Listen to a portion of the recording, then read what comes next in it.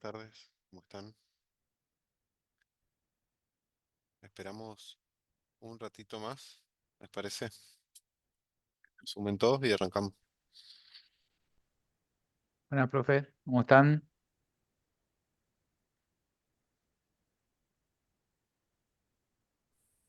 ¿Qué tal, profe? Buenas tardes.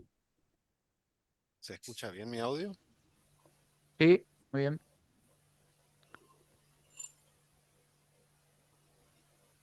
Buenas, ¿qué tal?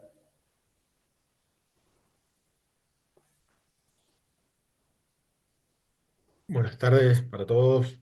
¿Cómo están? Buenas, profe.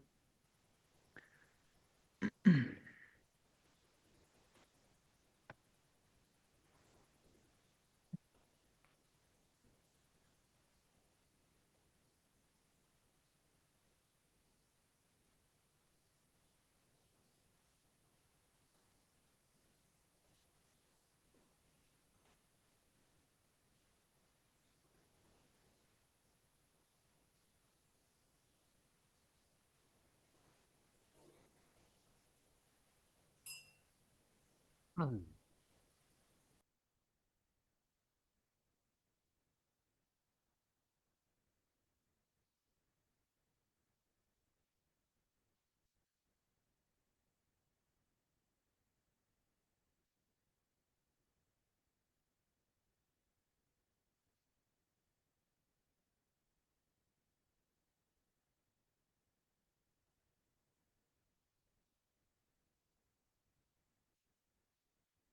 Bueno, mientras esperamos que se sumen los que falta, esperamos un minuto más hasta las 15.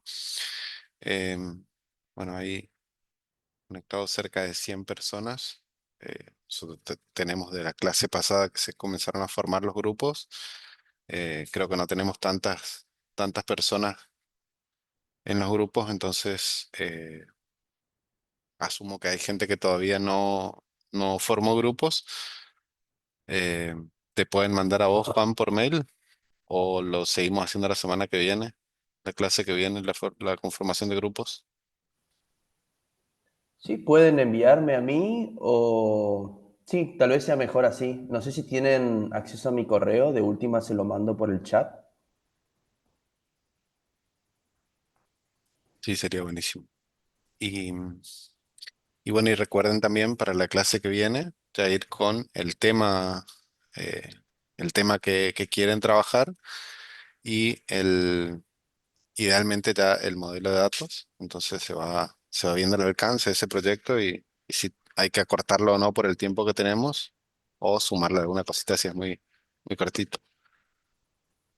Bien, vamos arrancando. El tema de hoy es eh, Git como sistema de control de versiones. Mm. Este Git lo van a necesitar para trabajar en equipo. Como saben, estamos hablando de la conformación de grupos y los proyectos son en equipo de dos personas. La forma más organizada, más ordenada, más óptima de trabajar es con un sistema de control de versiones. Vamos a ir pasando súper rápido un poquito por esta breve introducción. Una herramienta esencial para el desarrollo de software que permite a los equipos colaborar de manera eficiente, rastrear y gestionar cambios y mantener un historial completo del desarrollo, ya que a medida que se van incorporando cambios a este sistema distribuido, van quedando accesibles también versiones anteriores como para ir recuperando, por ejemplo, en el caso de subir un problema a una versión que no funciona, poder rápidamente volver a una versión anterior. Bueno, básicamente más de lo mismo. Facilita la colaboración, permite el registro de cambios. ¿Qué significa que sea distribuido? Significa que hay una copia del repositorio que tiene la historia completa o parte o las ramas utilizadas en realidad por un lado, la computadora local de la persona que está desarrollando, del desarrollador, y otra en un servidor en la nube, un servidor remoto que se le llama, que lo vamos a ir viendo, y entonces por eso es distribuido. Las ventajas que puedes trabajar sin conexión con tu copia local. Hay mayor redundancia, se te quema el disco, que es algo que suele suceder durante el cursado de ya sea taller 1 o taller 2, que la compu con la que venían trabajando casi al final se les rompe, se les quema el disco, les pasa algo y pierden todo lo que tienen, o se quedan con la versión, por ejemplo, de la primera entrega y todos los avances que hicieron no tenían copia.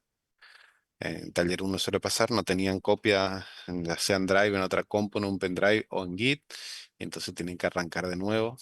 Es un bajón, pero suele pasar. Entonces, por esto la importancia de tener una copia en la nube.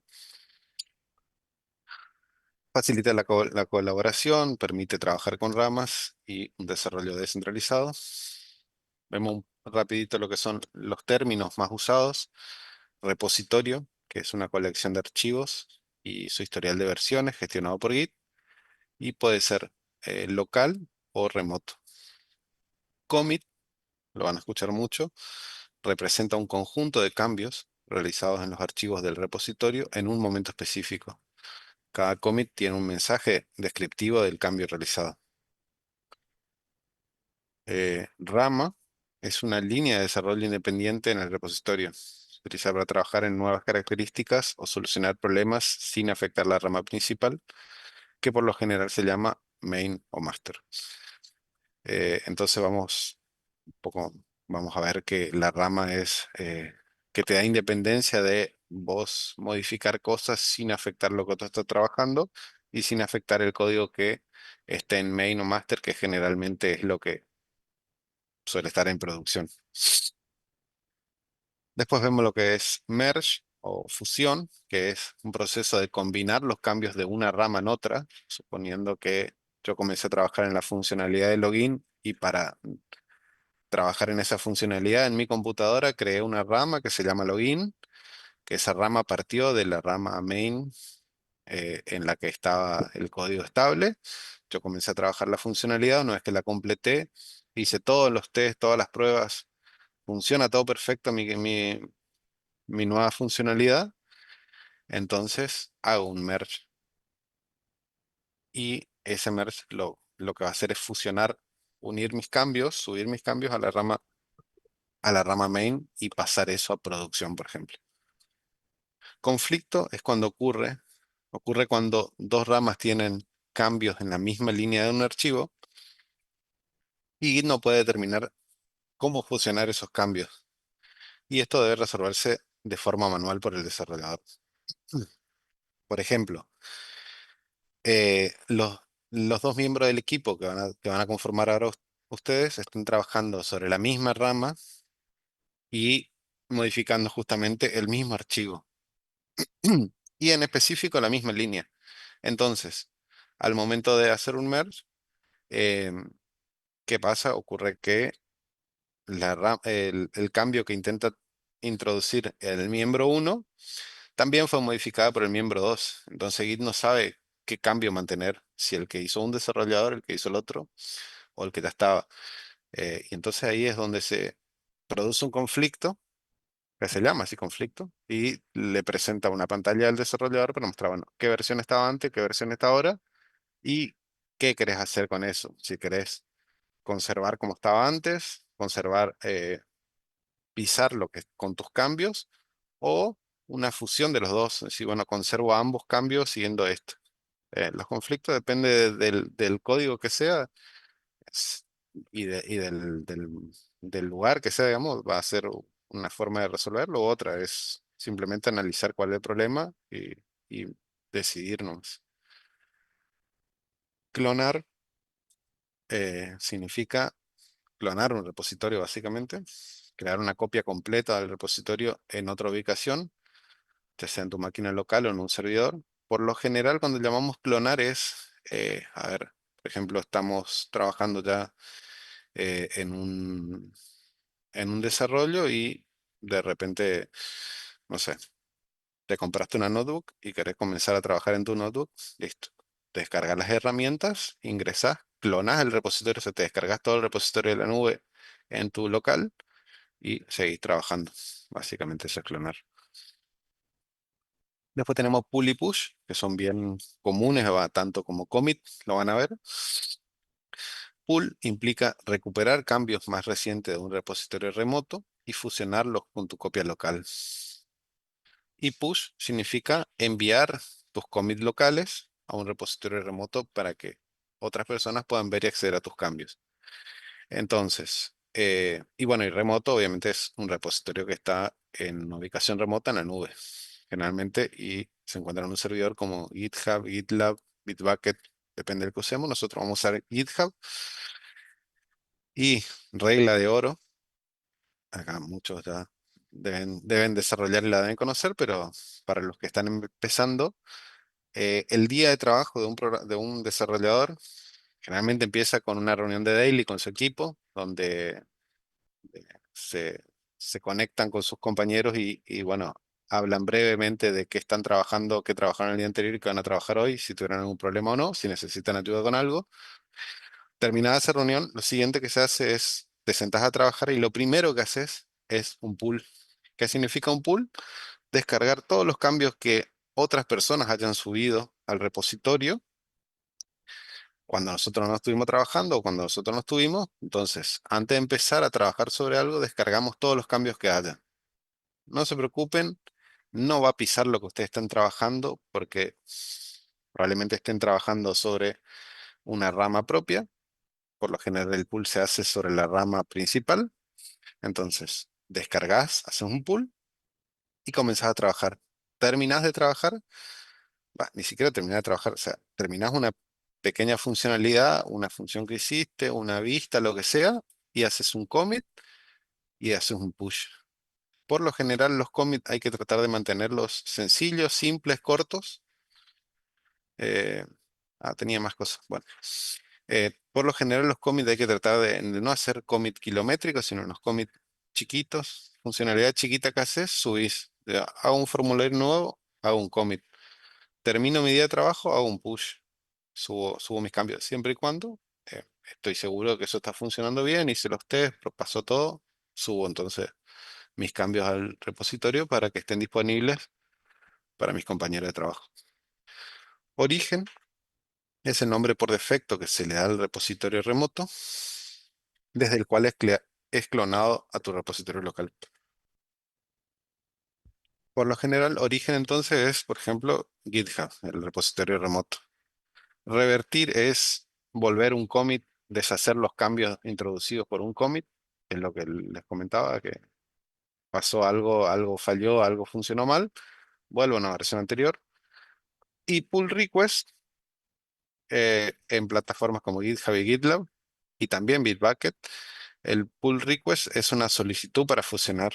O sea, cuando, cuando somos en plataformas como esa, no podemos hacer directamente un merge sobre la rama principal, sino que tenemos que hacer un pull request, vuelvo acá, una solicitud de fusión de cambios y otro programador con permisos un poco más altos tiene que mirar lo que estamos intentando integrar a eso y decir apruebo o no apruebo.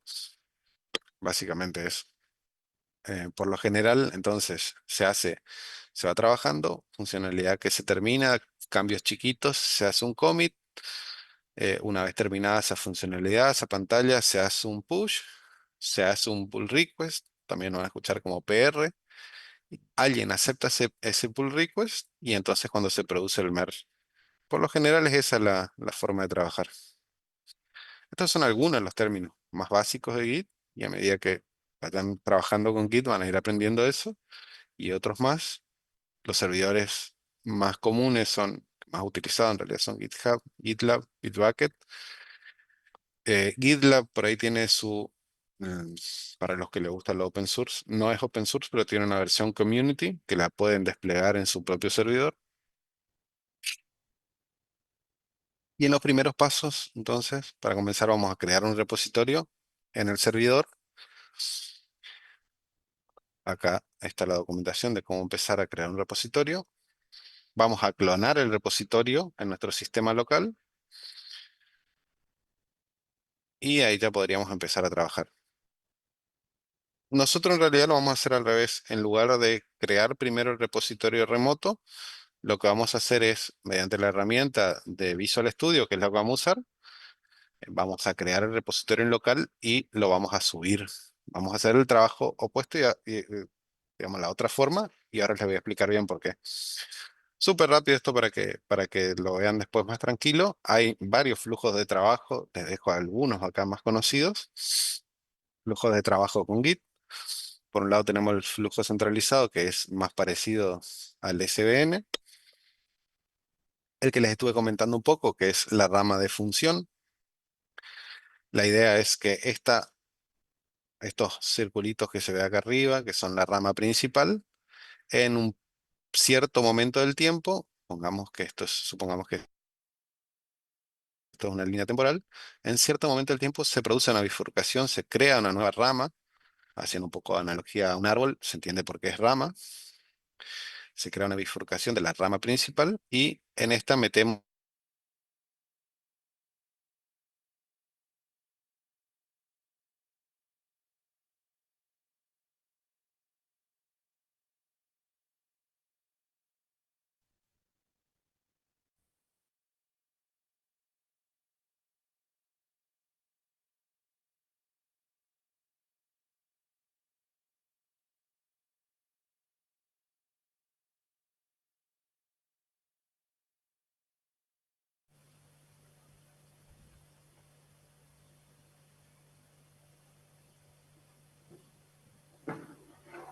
Ahora sí, perdón, me caí.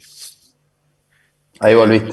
sí, bueno, básicamente entonces acá se crea una rama y una vez que se desarrolló la nueva funcionalidad, se hizo un merge sobre la rama principal y el flujo de trabajo es justamente por nueva funcionalidad, crear una rama aparte, terminar la funcionalidad, la integro o la fusiono con la principal.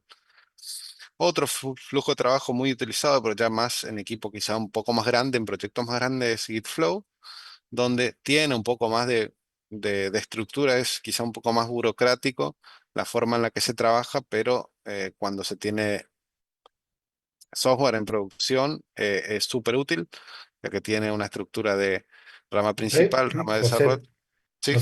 no se ve la presentación. Ah, perdón, claro que Ahí voy.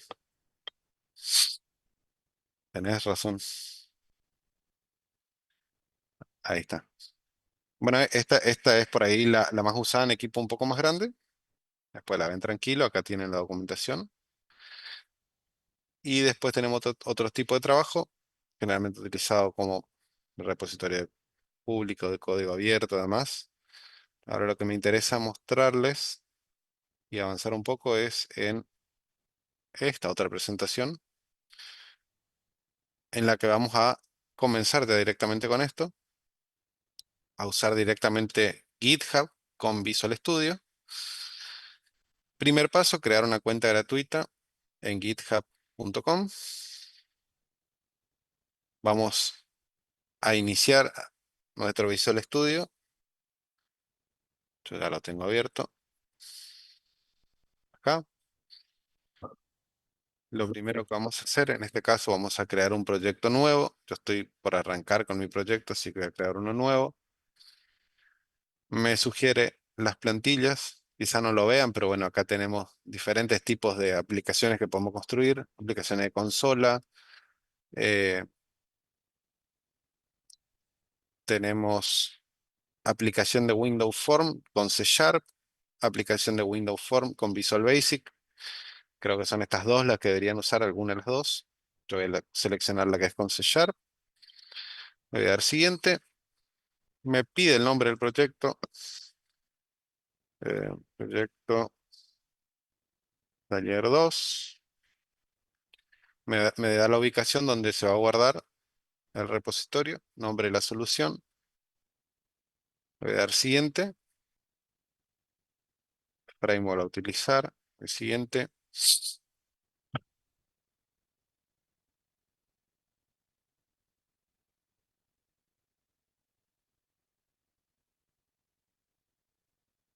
Está creando el proyecto, se me cambió de pantalla nomás.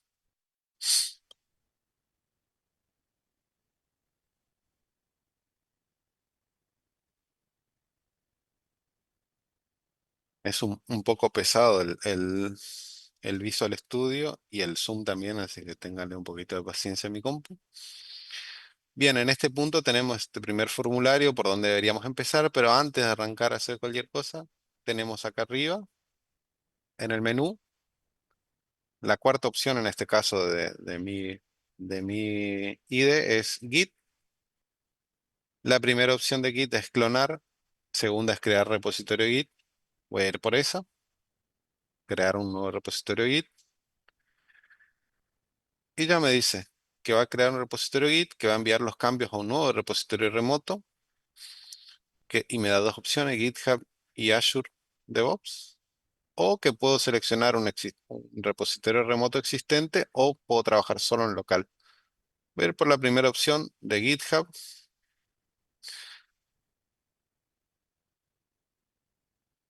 Em, Perdón, se está viendo mi pantalla, ¿no? ¿Se ve lo que hago? Sí, Sí, se profe, Sí, ve. se sí, ve. sí. Ah, ok. Bien, después acá tengo la ruta del acceso local, o sea, dónde va a estar la carpeta, específicamente el repositorio de Git dentro de mi compu. Plantilla de Git Ignore, esto es súper importante y por esto es justamente que comienzo a hacer el repositorio desde el editor, desde el Visual Studio Community, porque ya me facilita este Git Ignore. ¿Qué es específicamente el Git Ignore? Es decirle qué archivos no querés que le haga un seguimiento Git. Y acá me da para elegir, o sea, el por defecto me dice que es Visual Studio. Lo voy a dejar por defecto. Pero tenés un montón de otros lenguajes y framework y cosas para elegir. Y básicamente lo que hace es, eh, a medida que vamos trabajando con Visual, se van modificando archivos que no necesariamente son de nuestra aplicación. Son archivos del framework que utiliza o archivos que están incluidos en el proyecto, pero que no los modificamos nosotros, sino que se van modificando de fondo. Si nosotros no incluimos una plantilla de Git Ignore o eh, definimos erróneamente el Git Ignore, lo que va a pasar es que cada vez que tengamos que subir cambios a nuestro repositorio, van a ser cambios enormes de un montón de archivos que ni siquiera conocemos y que encima nos van a meter conflicto con lo que esté trabajando nuestro compañero o con lo que esté en el repositorio remoto y que son bien difíciles de resolver porque no sabemos específicamente qué son esos archivos ni para qué sirven. Entonces, lo mejor que podemos hacer es comenzar y crear el repositorio desde el Visual y dejar el Git Ignore por defecto para Visual Studio. Después tenemos la plantilla de licencia. Esto es básicamente si queremos declarar que nuestro software está bajo algún tipo de licencia. Tenemos un check para agregar un README.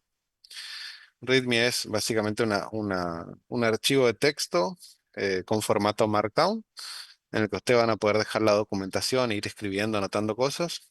A mí me gusta ponerlo, porque me gusta agregar cosas. Y después tenemos la sección ya abajo ahí estábamos viendo la parte de un repositorio local, Git, y después tenemos la parte del repositorio remoto en GitHub, porque elegimos GitHub. Nos pregunta la cuenta. En este caso mi cuenta ya está seleccionada. Si no tenemos cuenta, le damos a la opción agregar una cuenta que dice cuenta de GitHub.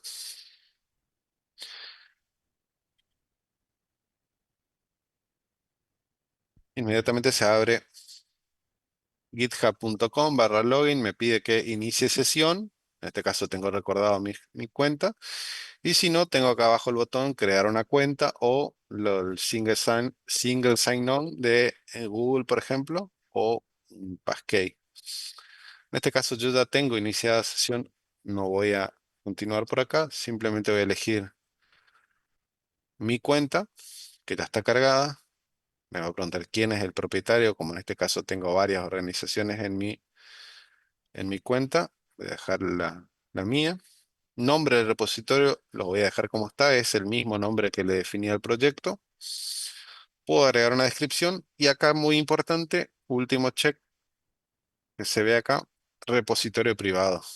Y está marcado y el repositorio privado dice que solamente el propietario va a poder hacer commit y solamente el propietario va a poder ver. Esto lo vamos a destildar para poder trabajar primero para que los docentes de la materia puedan ver y descargar los cambios que se van haciendo y segundo, después vamos a tener que agregar a su compañero como colaborador, el propietario de este repositorio remoto va a tener que invitar a su compañero o compañera para trabajar. O sea, por más que esté público, no significa que todos puedan subir cambios o hacer algo sobre nuestro repositorio. Nosotros tenemos que darle permiso y agregarlo como colaborador. Bien, hasta acá la configuración básica. Le vamos a dar crear y enviar los cambios. Me dice que se está ejecutando en segundo plano. Está creando el repositorio remoto. Abriendo los repositorios. Se ha creado en GitHub correctamente. Y ya una vez que comencemos a trabajar, seguimos teniendo acá arriba Git. Se agregaron más opciones. Fíjense que está ahora la parte de commit, recuperar cambios y pull, enviar cambios que es push, sincronizar que básicamente es hacer pull y push, crear una nueva rama, ver historial de ramas, administrar ramas. Y de GitHub específicamente tenemos nueva pull request o ver las pull requests que hay. También tenemos un atajo rápido acá abajo a la derecha, donde tenemos bien a la derecha los proyectos en los que estamos. Después el siguiente que dice master y tiene como un arbolito es justamente la rama en la que estamos trabajando o la rama que está seleccionada. Ahí a simple vista podemos ver que estamos en la rama master, la rama principal. Después tenemos los cambios realizados que nos despliega acá, que es básicamente donde vamos a hacer el commit. Nos pide el mensaje, en este caso no hay ningún cambio, no hay nada para subir. Voy a cerrar. Y después acá tenemos flechita arriba, flechita abajo, 0/0. ¿Qué significa? Que no hay cambios por descargar, no hay cambios por subir. Esto a medida que lo vayan trabajando, vayan modificando cosas, van a ir agregándose, van a ir modificándose. ¿Qué es lo que podemos hacer? Para empezar, yo les recomiendo, quizá la parte de trabajar con rama es por ahí un poco más compleja, pero lo que pueden hacer es crear, por ejemplo, una primera rama para probar. Yo le di, vamos a cerrar de nuevo, voy a mostrar. Vengo acá donde dice master, en este caso dice master porque tiene esa rama. Botón nueva rama. Me pide que especifique el nombre de la rama. Yo podría, por ejemplo, poner, por ejemplo, mi apellido, porque esta es mi rama, o podría poner el nombre de la funcionalidad o de la pantalla que estoy por hacer. Y me dice, bueno, que la rama va a ser una rama basada en master, o sea que va a ser una copia, va a iniciarse con una copia de lo que está en master. Está bien. Y después esto de desproteger rama tiene que ver con si yo destildo esto, quiere decir que esta rama va a ser protegida. Lo que significa es que cuando yo quiera sincronizar cambios, quiera subir cambios a esa rama, lo que va a pasar es que igual que la master o la main, voy a tener que hacer un pull request y voy a tener que explícitamente aprobar la subida de esos cambios. Desproteger rama generalmente cuando una rama que no es la principal, la usamos desprotegida. Le doy crear. Ya acá abajo, quizá no lo vean, pero ya cambié el nombre. Ahora dice que estoy en la rama Alonso y si lo despliego tengo las dos ramas. Puedo elegir seguir trabajando en Master o puedo elegir trabajar en Alonso. Estoy acá arriba, tengo locales y después tengo remotos. Fíjense una cosa, en el repositorio remoto solamente tiene la rama Master. Esta rama que acabo de crear es simplemente una rama local. No está disponible en el servidor. ¿Cómo podría ser yo para que esté disponible en el servidor? Bueno, cuando suba algún cambio y haga una sincronización con el servidor, va a estar disponible ya también en el servidor. Vamos a ver, eh, vamos a ver en GitHub.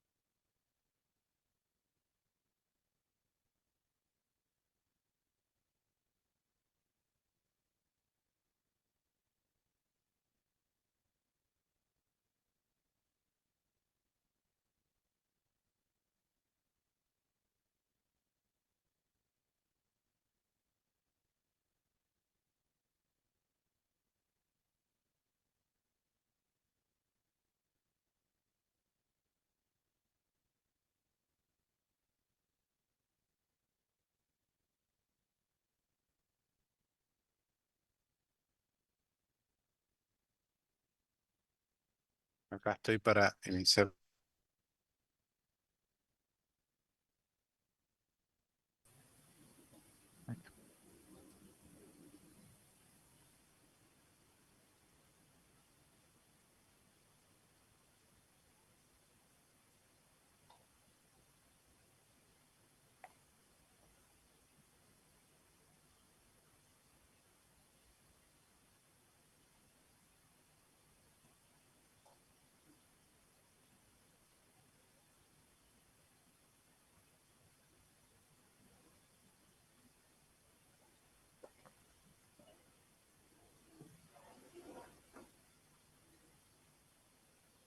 Perdón, mi internet está bastante... Disculpe, yo tengo una pregunta antes de que continúe. Sí, sí, decime. Eh, Toda esta configuración inicial que usted hizo, ¿la debemos hacer indiferentemente de si estamos continuando el proyecto de Taller uno, digamos? Sí, sí, sí, tienen que sí o sí comenzar un repositorio nuevo porque a pesar de que sea quizá el mismo proyecto, no va a ser o sea, que sea el misma idea de negocio, misma idea de proyecto, no es el mismo. Ah, ok, eh, o sea, no vamos a volver a trabajar con el anterior código, digamos. no, no, no, nada de Súper, eso. gracias. Profe, Dale. disculpe, le hago otra consultita. Ujú. Eh, respecto a los prácticos, ¿no? Al trabajo final, cuando pide las entregas, ¿quiere que lo hagamos a través de Git o lo podemos subir en zip?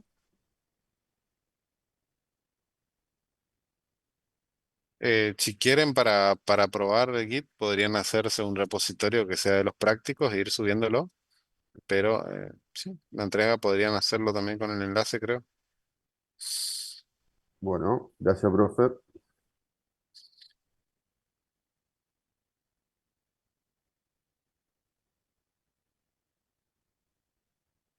Bueno, acá, Profe, acá, sí. esta guía que usted está haciendo de la instalación y todo el tema del Git, ¿está en el aula o por Eh, nuestra cuenta nomás? no, no, yo les vamos a subir al aula para que lo Ah, vean. bueno. Igual van a ver que es sencillo. O sea, es Sí, es bastante. básicamente, acá lo único que estoy haciendo ya es mostrarle que lo que creamos en Visual ya está en nuestro servidor de GitHub. Está acá, tiene el mismo nombre que yo le puse, Proyecto Atelier 2, y fue creado, fíjense, hace 7 minutos. Acá tengo el archivo README, que me preguntó si quería crearlo, yo le tildé que sí. Yo, por ejemplo, acá podría ir agregando detalles en Markdown.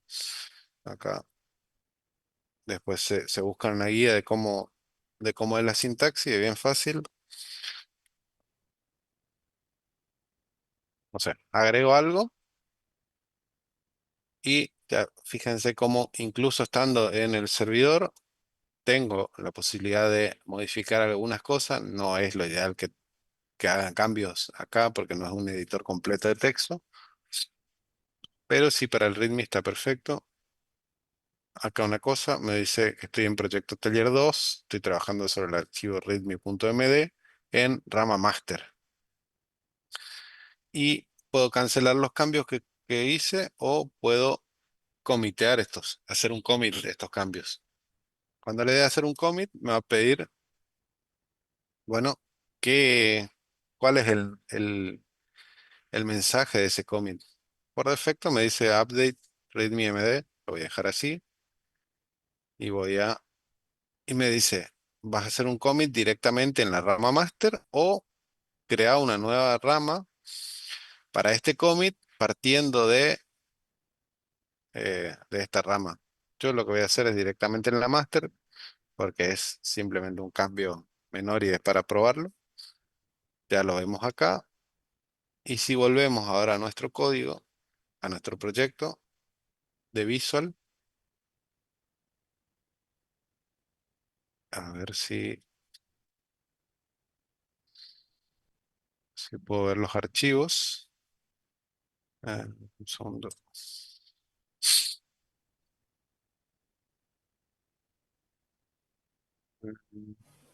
El explorador de soluciones más arriba. Este es... acá está. Gracias, Juan. Ah, Y em, no sé dónde específicamente quedó el README, pero lo que voy a hacer es recuperar cambios acá abajo y deberían aparecerme esos cambios.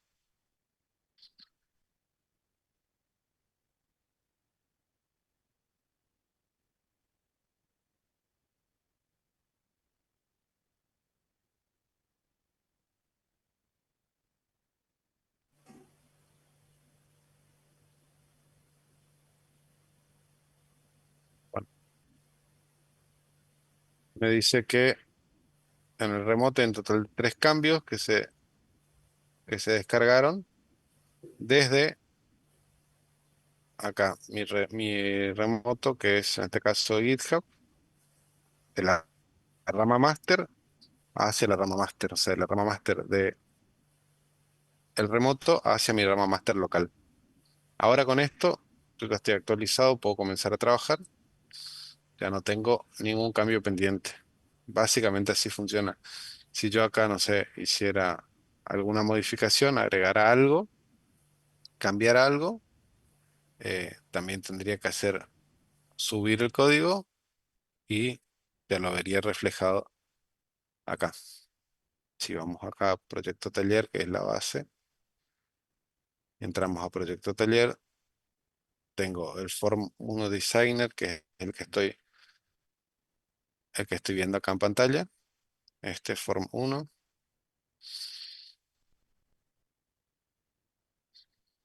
perdón, es este.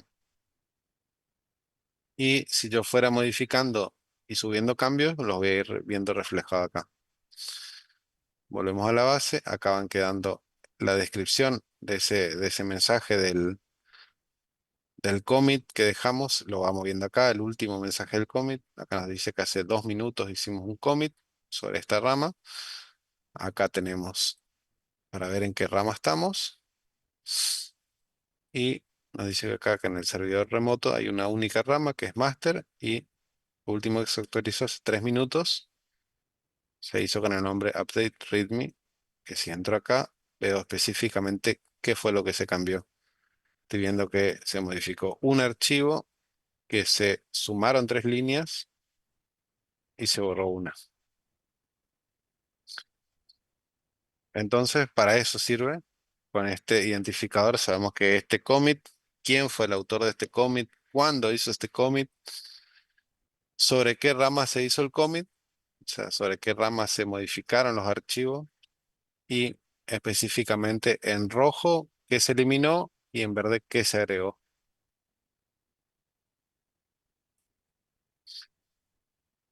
Entonces, acá está el porqué de usar GitHub. Entonces, cuando nuestro software se rompe, deja de andar y no sabemos qué fue lo que pasó, venimos a nuestro historial, vemos qué se modificó y vemos si muchas veces quizá eliminamos o comentamos o agregamos una línea que no debía estar ahí Y acá simplemente lo vemos, volvemos a una versión atrás, o quizá no encontramos dónde está el problema y volvemos a la versión atrás que sí funcionaba.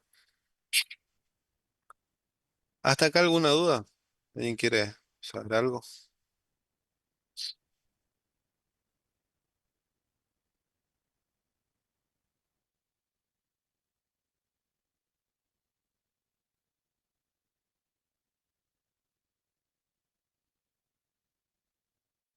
Esto, estas mismas presentaciones las vamos a dejar en el aula virtual, así que ahí tienen este paso a paso. En realidad lo interesante acá no es tanto el paso a paso, sino al final que tienen las referencias, el acceso a GitHub con todas sus funcionalidades, la referencia de los comandos Git para GitHub, una web con entrenamiento en GitHub, juegos para aprender a usar ramas, una guía de sintaxis para Markdown. Esta es útil para escribir la documentación en el README, por ejemplo, y que se vea bien.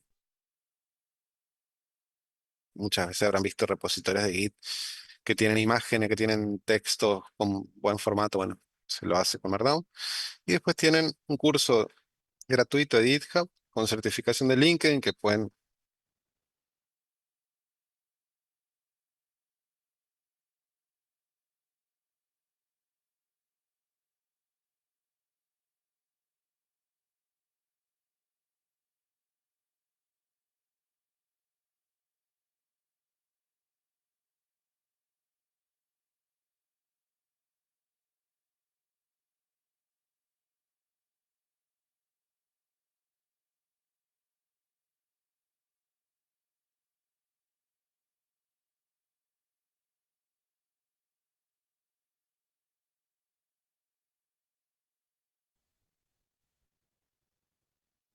Perdón, me conecto y desconecto, mi internet es horrible.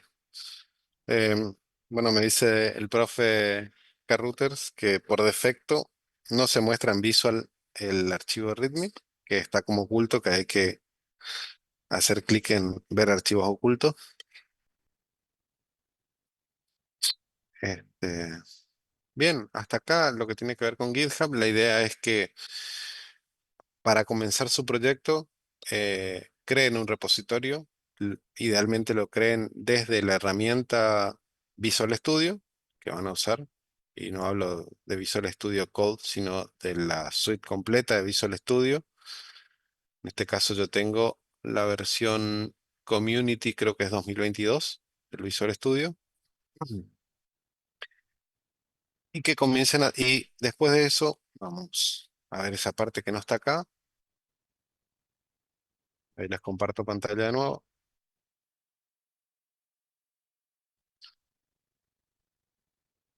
Que es, oh, perdón. Dentro del repositorio que estamos, si voy a Settings, voy a agrandar un poquito para que se vea. Profe, no estamos viendo ahora pantalla.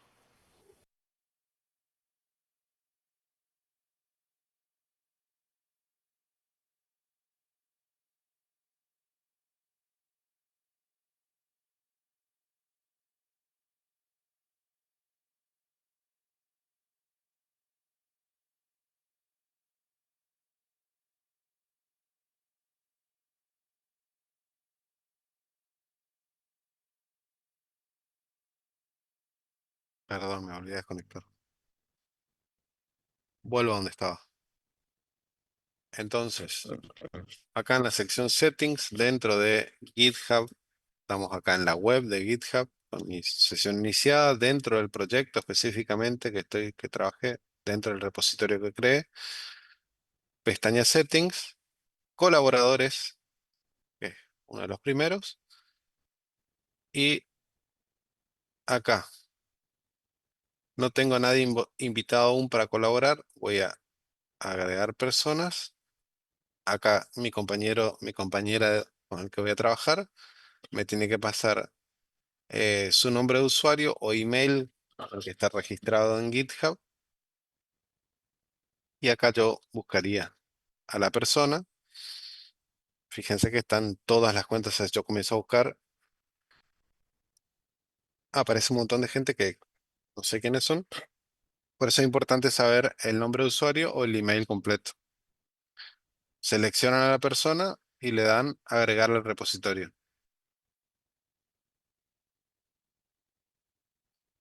Acá, al usar un compañero, al agregar al repositorio, lo que va a hacer es enviarle una solicitud, que en este caso quedó como invitación pendiente, y está esperando a que ese usuario, al que le envíe la invitación, acepte colaborar en este proyecto. Así de sencillo. Si no era la persona que yo quería, le doy acá al basurerito, elimino la invitación, cancelo la invitación y ya no puede acceder más a trabajar en este repositorio. Pero bueno, básicamente es así.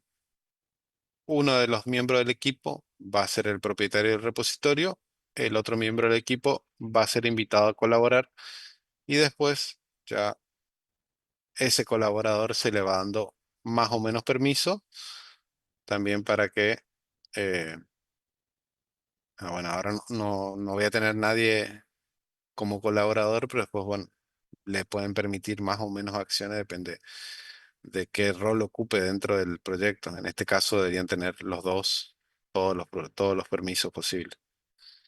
Voy a cancelar nomás esta invitación. Y de esa forma ya pueden comenzar a trabajar. ¿Qué va a hacer la persona que sea invitada al proyecto como colaborador? Va a ingresar a Visual Studio, va a venir a Git, va a clonar un repositorio y acá le pide que se ingrese la ubicación del repositorio remoto, que lo obtenemos acá. Si venimos perdón, volvemos donde estaba. Dentro del repositorio, pestaña Code, tengo botón verde, la opción de clonar y me da la opción por HTTPS, SSH o cliente de GitHub.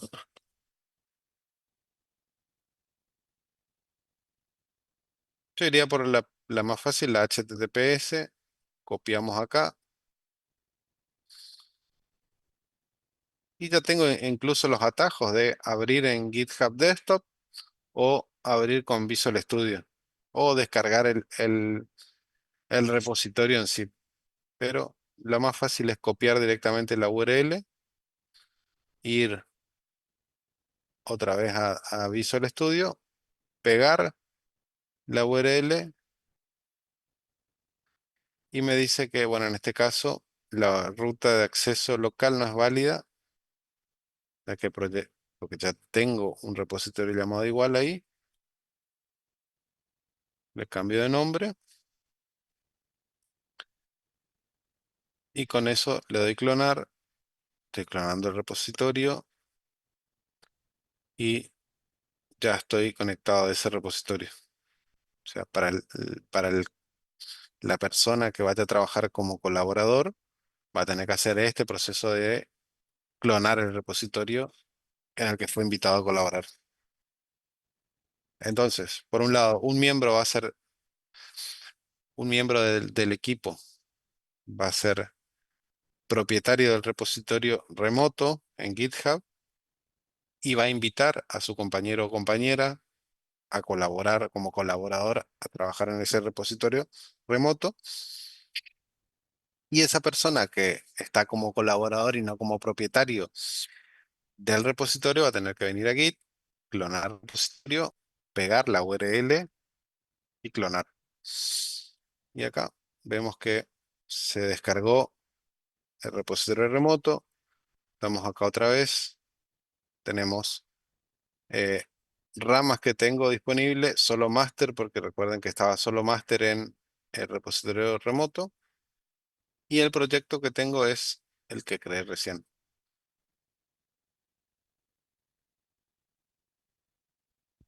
Y ya estoy listo para continuar trabajando, subiendo mis cambios al repositorio remoto al que se me envió, que se me invitó a trabajar. Y puedo crear mis propias ramas, puedo trabajar con mi instancia local y después subir los cambios remotos. Así que básicamente es eso. Siguiendo otra vez el paso a paso, crear un nuevo proyecto en la herramienta Visual Studio, crear un repositorio, siguiendo la guía que estuvimos viendo, eh, iniciar sesión en GitHub, crear repositorio remoto con GitHub, todo desde la herramienta, invitar a su compañero o compañera como colaborador. Esa persona tiene que aceptar trabajar como colaborador y de ahí ya puede directamente importar ese repositorio y comenzar a trabajar también. Básicamente es conectarse al repositorio remoto en el que fue invitado y ya puede comenzar a trabajar.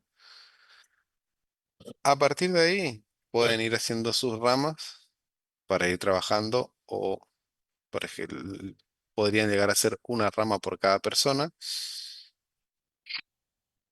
o directamente ir subiendo directamente a máster, pero siempre teniendo en cuenta de no pisar o tratar de trabajar en funcionalidades independientes o separadas de la que trabaja el otro miembro del equipo. Y si surge algún tipo de conflicto, verificar bien nomás. Ya lo vamos a ver cuando pase. Lo van a ver acá mismo. Tiene una sección acá cuando se produce un conflicto. Te muestra también en el visual. Pantalla partida. De un lado, eh, cambios que están. De otro lado, cambios que estamos queriendo incorporar. Y elegís cuál querés. Aceptas uno, aceptas el otro. Fusionar los dos.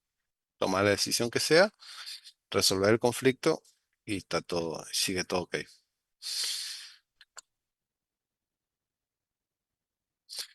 Bien, hasta acá sencillo, se puede expandir, se puede trabajar con Git, se puede hacer muchísimo más cosas, no es la idea. La idea es tratar de mantenerlo lo más sencillo posible. eh, y básicamente es que vayan subiendo código para, primero, que la entrega sea más sencilla, no tengan que hacer un zip y subir el archivo. Y otra cosa es que si tuvieran algún tipo de problema, tener siempre un respaldo en la nube. Eso es lo principal.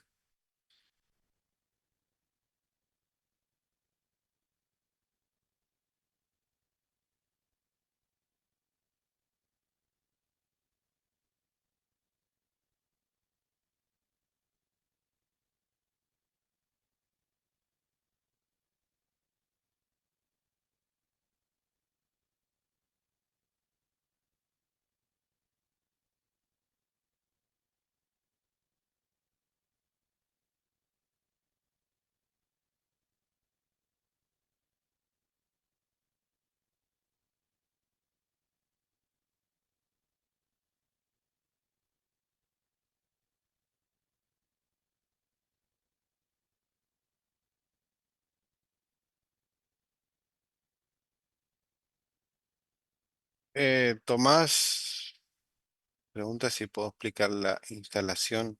Me imagino te referís a Visual Studio. Em, a ver, me parece que por ahí escapa un poco de la, de la clase en sí. Yo creo que es por ahí es dedicarle un poquito de tiempo nomás a sentarse a ver y leer las opciones que hay o buscar un video en YouTube, ir viéndolo. Eh, Van a tener que acostumbrarse a trabajar así. Esta materia es mucho de autoaprendizaje, de buscar. Es un taller en el que van a tener que utilizar los conocimientos obtenidos en otras materias, ya sea para la parte de ingeniería del software, para hacer todo lo que es el análisis de lo que se va a hacer y cómo se va a construir el software que están haciendo, eh, aplicar lo que aprendieron en materias de desarrollo, como algoritmos, tanto uno y 2 como otras materias como programación orientada a objetos, por ejemplo. Y van a tener que ver videos de YouTube, tutoriales de cómo se usa la herramienta, cómo se programa en este lenguaje que quizás todavía no lo usaron. Autoaprendizaje totalmente. Así que como primera cosa para aprender es instalar la herramienta. Creo que es bien sencilla, a pesar de que tenga varias opciones y puedan errarle en la primera instalación, siempre pueden desinstalar y volver a instalar, así que métanle sin miedo, que no creo que rompan nada.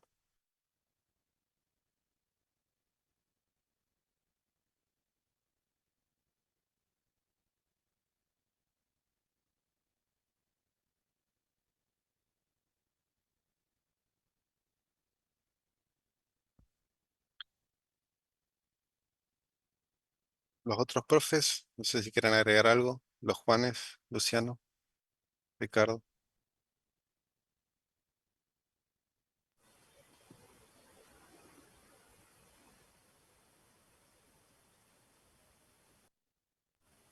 Por mi lado, nada, José. Estuvo muy bien, creo que se entendió muy bien el tema de la gestión de versiones.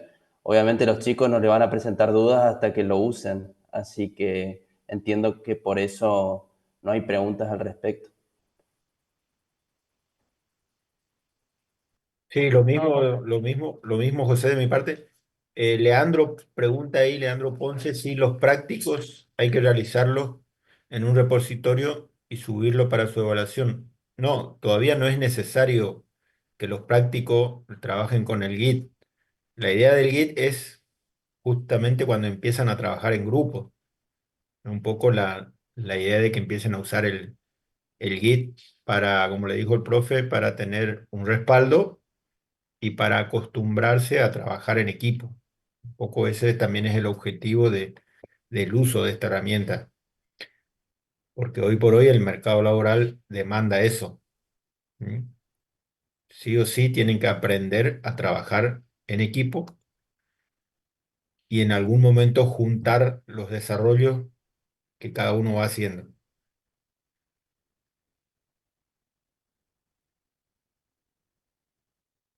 No sé, Luciano, vos estabas por hablar, justo te corté, perdón. No, no, que está bien, muy completo la clase. Dio varias opciones ahí para poder seguir investigando. Así que tienen que revisar y, como dijo el profe, desarrollarse ahí, buscar información, buscar prácticos. Había unos tutoriales que están buenos.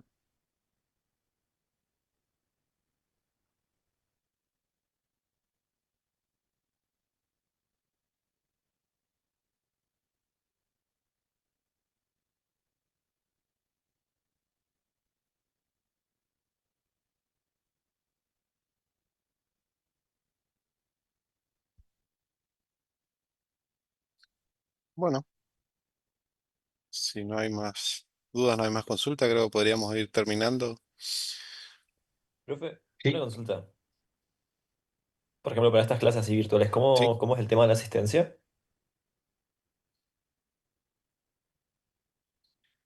buena pregunta, Franco, ¿eh? se No, igual. toma, tengo entendido que se va a tomar por el Zoom. No sé quién está de administrador ahora en el Zoom. José, ¿estás vos? Yo, yo estoy de administrador, sí. ¿Podés bajar ahí? Sí, la verdad que me había olvidado de ese tema, pero ya lo hago.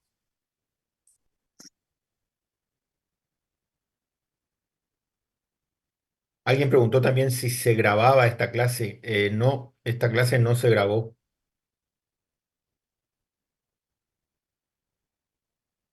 pero se van a subir, como dijo el profe, la presentación y toda la documentación, así que no creo que haya problema. Para el que no la vio, puede recurrir al material que se va a subir al aula.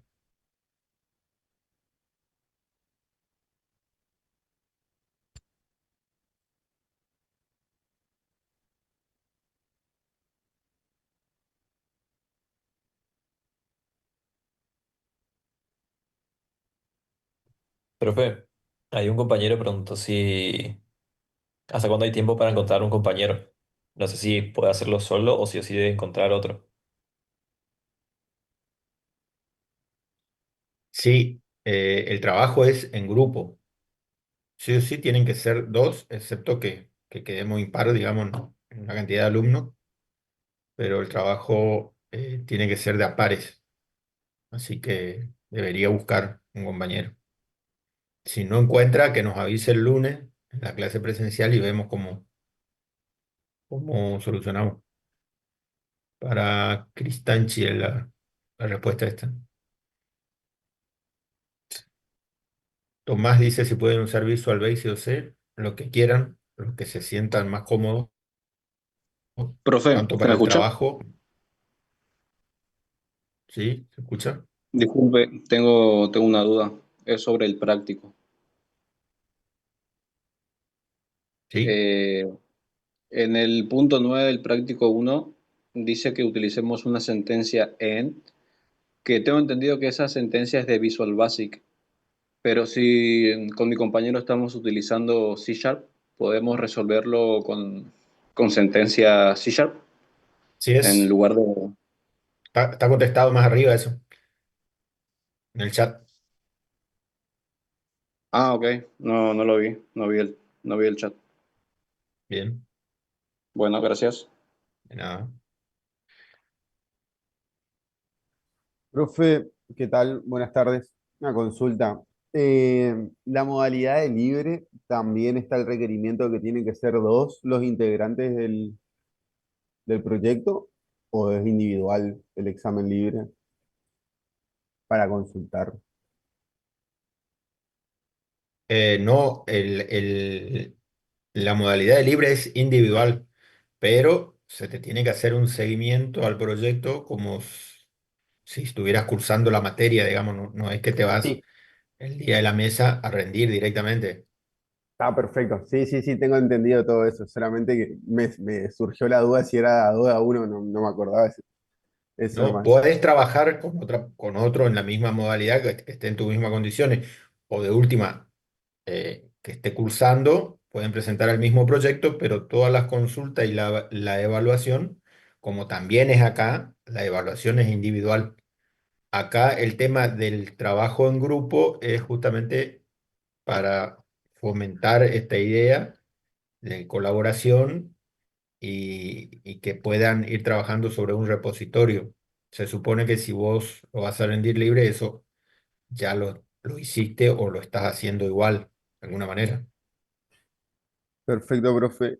Yo le podría mandar a su correo para que me haga, para ir viendo el seguimiento, más que nada por la documentación de ERS y ver el alcance bien del diagrama de entidad-relación para que me vise, digamos, que me diga que está bien, qué falta, qué no falta, acá conviene sacar esto, no sé si te va a dar el tiempo para hacer lo otro. Sí, antes del correo te diría que te acerques a una de las clases presenciales y ahí lo vamos viendo. En todo caso, quedamos para el final de la clase, después que atendemos a los regulares, vemos lo tuyo.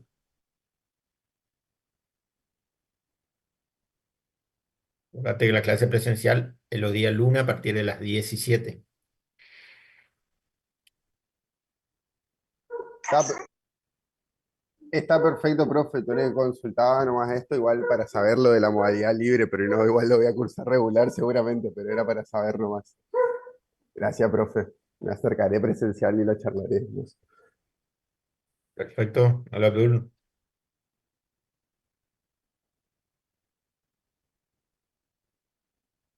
Sí, Samuel, el lunes tienen que traer por lo menos ya una idea, una primera idea del proyecto para que nosotros le vayamos dando una devolución.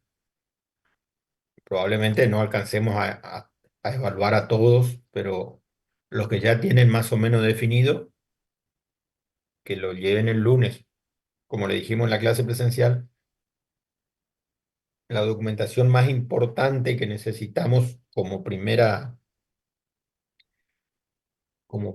visión del proyecto es el diagrama de entidad-relación para tener una noción de la cantidad de tablas y el contenido de cada una de ellas que van a requerir en el proyecto. Y ahí vemos, de acuerdo a la funcionalidad que ustedes van a proponer, si podemos acortar de alguna forma todos esos ABM que habíamos hablado y poner datos directamente en algunas tablas que no sean las tablas críticas, o vemos si el modelo es muy chico, de agrandarlo de alguna forma.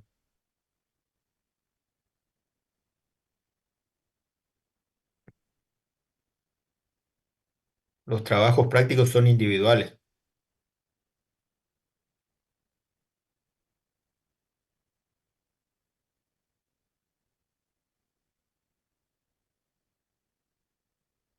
Vamos a pedirle al profesor Alonso que suba esa presentación, Agostina.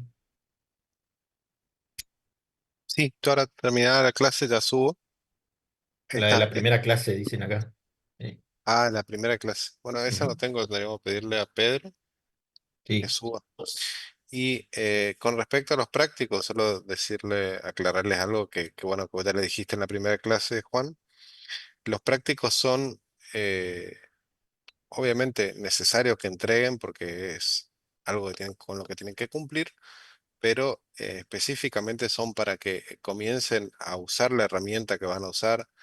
Probablemente los prácticos tengan el cómo iniciar, cómo dar los primeros pasos en esta herramienta que es el Visor. Y, y si no pueden hacerlo exactamente como les dice el práctico, bueno, busquen la forma de resolverlo similar, parecido. La idea es que justamente lo hagan para ya empezar a usar la herramienta.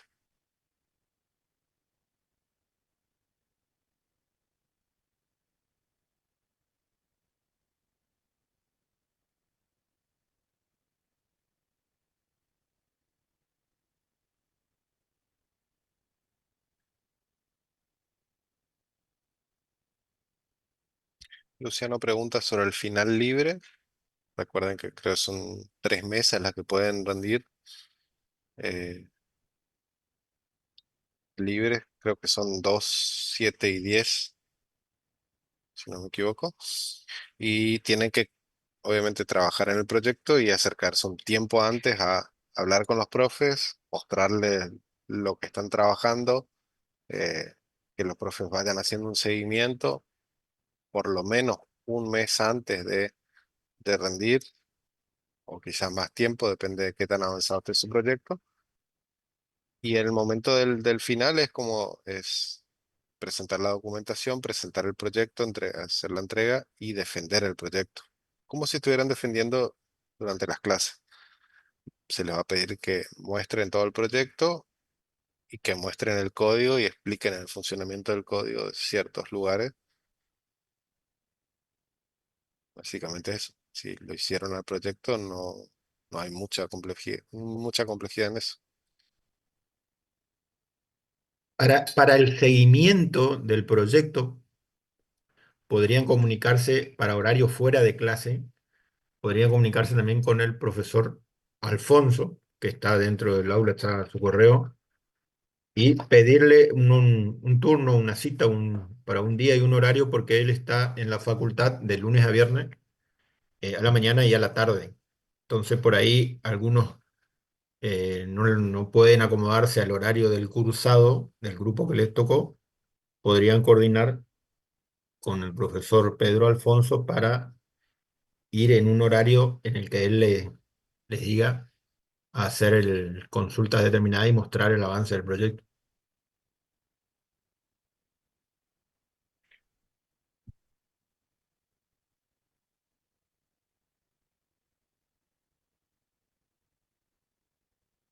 Bien, no sé, creo que estamos, si no hay más consulta.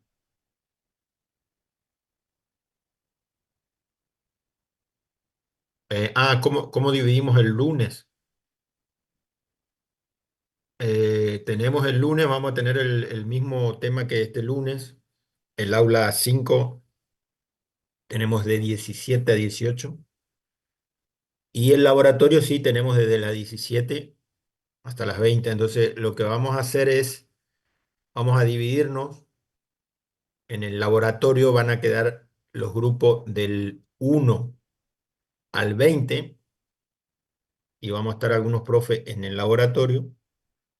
Y en el aula 5 van a ir los grupos del 21 en adelante, que creo que hasta ahora estamos en el 54, ¿no, Juan? Así es, sí. Bien, van a ir al aula 5. A los que no se le pueda atender antes de las 18 de esos grupos en el aula 5 por cuestión de tiempo, bajarán, como hicimos el otro día, al laboratorio, que ya se va a desocupar porque esos 20 grupos que van a estar ahí desde las 17 se van a ir liberando espacio, se van a poder ir a su casa y seguiremos ahí en el laboratorio. Entonces, desde las 17 en el laboratorio, grupo 1 a 20, y en aula 5 de 21 en adelante. Desde las 18, desde esos 21 en adelante que no hayan podido hacer consulta o mostrar sus avances, bajan al laboratorio y seguimos ahí. Profe, agrego algo más. Dale. Si de alguno de esos grupos que está más del 20, más arriba del 20, no tienen computadoras, acérquense también al laboratorio y vamos a dar el lugar a las personas que también que no tienen notebook para que puedan trabajar en las compu del laboratorio.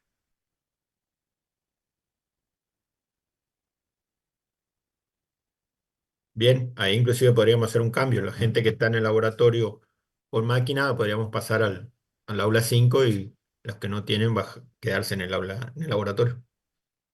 Esto va a Eso. costar un poquito las primeras clases acomodarnos, pero después ya cada uno va a saber en qué lugar va a tener la clase inicialmente, hasta las 18. Después nos juntamos, los que queden nos juntamos todos en el laboratorio. Eh, Viendo un poco la cantidad que somos, porque somos muchos y que vamos a estar ajustados del lugar, ajustados de tiempo. eh, También recalcar un poco la idea de los encuentros y que sepamos aprovechar bien estos encuentros presenciales que vamos a tener y también los virtuales, más que nada para seguimiento, de presentar avances, de mostrar, de comentar las ideas que se tienen los profes, de mostrarle el proyecto en el que se piensa trabajar. Sepan aprovechar estos espacios para ir eh, mostrando esos avances que los profes van, van haciendo el seguimiento de los proyectos, vamos haciendo el seguimiento de los proyectos, así también si algo no estuviera bien ya se detecta anticipadamente o si vemos que lo que están haciendo quizás sea mucho más extenso, o quizás se están desviando del foco principal eh, en conclusión, aprovechen estas clases, tanto las presenciales como las virtuales, para hacer consultas y presentar avances, más que para ir a trabajar específicamente en el código. Obviamente, es súper enriquecedor juntarse con los compañeros y que a veces te den una mano o pedirle una mano a los profes en cuestiones que no pueden solucionar lo que ya están escapando a lo que pueden hacer o que ya no encontraron la solución. Bueno, es un buen espacio también para encontrar ayuda en eso, pero idealmente lo usen para hacer consultas y mostrar avance del proyecto. Agrego a lo que dijo el profe, se habrán dado cuenta que la carga horaria que están teniendo en esta materia es mínima. Entonces, lo que les sugerimos es que al menos estos horarios que corresponden a la materia y no la estamos exigiendo tanto en lo presencial como en lo virtual, háganse un ritmo de trabajo con sus compañeros y júntense por lo menos un par de horas, 2 o 3 días a la semana, y vayan acostumbrándose al ritmo de trabajo, porque pasa todos los años que el primer proyecto lo entregan rápido y sin muchas complicaciones, porque básicamente es el diseño de pantallas.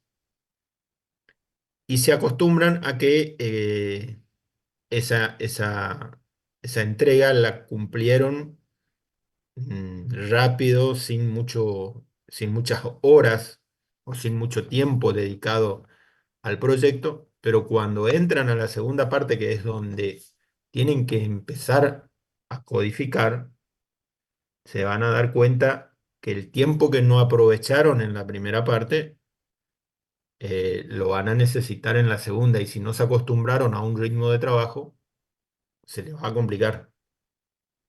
Es más, yo les sugeriría que si pueden ir avanzando ya en esta primera entrega, aunque no la presenten, en ir agregando código a las distintas funcionalidades, háganlo, porque después pasa seguido que no llegan a la segunda presentación y no pueden regularizar la materia porque no le dieron el tiempo necesario al proyecto. La pregunta de Leandro dice si van a subir al aula los grupos. Los grupos ya están conformados en el aula virtual. No sé, Juan, si ellos los pueden ver. ¿Cómo quedó eso?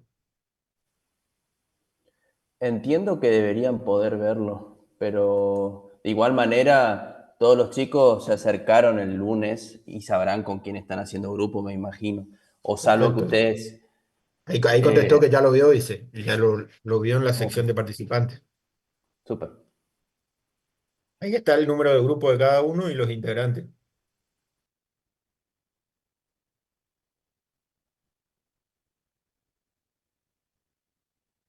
Bien, si no hay preguntas, entonces nos vemos el lunes, 17 horas.